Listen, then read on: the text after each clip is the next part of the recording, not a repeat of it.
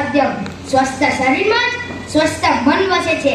Healthy mind in healthy body. અત્રે ઉપસ્થિત મહાનુભાવો, મહેમાનો, નિર્ણાયકશ્રીઓ, આચાર્યશ્રીઓ, શિક્ષકશ્રીઓ અને મારા વાલા વિદ્યાર્થી મિત્રોને મારા નમસ્કાર. આજનો મારો ચર્ચાનો વિષય છે રમતગમતનું જીવનમાં મહત્વ. આજના અત્યંત ઝડપી આધુનિક અને સ્પર્ધાત્મક યુગમાં દરેક વ્યક્તિને પોતાના શરીરનું અને મનનું સ્વાસ્થ્ય જાળવી રાખવું ખૂબ જ અઘરું બની રહ્યું છે. ફક્ત પુસ્તકોની પાછળ દોડ પૂરતી નથી. હા, પુસ્તકો માહિતી પૂરી પાડે છે, પણ જીવન જીવવાની સાચી કલા તો તમને મેદાનમાંથી શીખવા મળશે.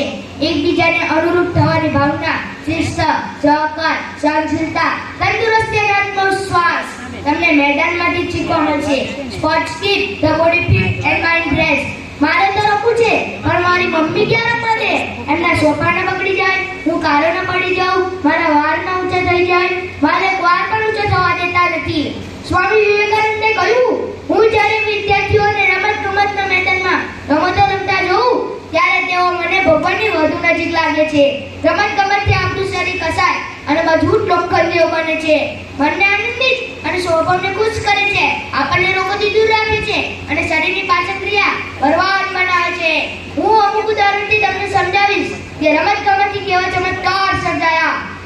પાકિસ્તાનના ફાસ્ટ બોલર વસીમ અકરમ જન્મથી જ ડાયાબિટીસ હતો, પણ ક્રિકેટના શોખે તેઓએ આ બીમારી પર કાબુ મેળવ્યો અને દુનિયાના સૌથી ફાસ્ટ બોલર બન્યા. આપણા લોકલાડીલા ક્રિકેટર યુવરાજ સિંહ, એમણે પણ ફેફસાનું કેન્સર હોવા છતાં તે રમ્યા અને રમતગમત રમેલા કસાયેલા શરીરે તેઓએ આ જીવલેણ બીમારી પાછી પાડી. સરકાર પણ જાણે છે આજકાલ ખૂબ નવા રોગ ટ્રેન્ડમાં છે, જેમાં કે કોરોના, ડેન્ગ્યુ, નાની ઉંમરે હાર્ટ એટેક વગેરે. એટલે તો સરકાર ખેલ મહાકુંભના આયોજન કરી આપણને રમવા માટે પ્રેરે છે. કોઈ भी मुश्किल टका नहीं सकती, राष्ट्रीय रिकॉर्ड गिरा नहीं सकती, अगर जुनून है जीतने का तो हार भी नहीं हरा सकती.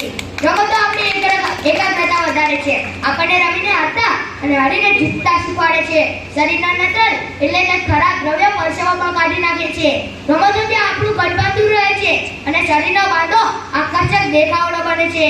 રમતો ન રમે તો નુકસાન માત્ર એટલું જ કે આપણું શરીર મેદસ્વી દેડકા જેવું ભોજા જેવું બની જાય. તેથી જ કહેવાયું છે કે પહેલું સુખ તે જાતે નર્યા. આપણે આપણા દેશને પ્રગતિશીલ રાખવો હોય તો આપણે પણ સ્વસ્થ રહેવું જોઈએ.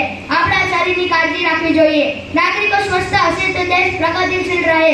મનુસ્મૃતિમાં પણ કહેવાયું છે કે નવયમ આત્મા બલિર ન લપ્યા, નિર્બળોથી આત્મા જીતાતી નથી. તો એકવાર આ સુંદર પૃથ્વી પર જીવવાનો એક મોકો મળ્યો છે તો ચાલીને રમી લઈએ. છેલ્લે કઈ નહીં તો બોલી દીધા પર ગાંઠ ઉગતા આવશે. આગળ મરજી તમારી છે. રમો જીવો અથવા આકાર મળો. જય હિન્દ, જય ભારત.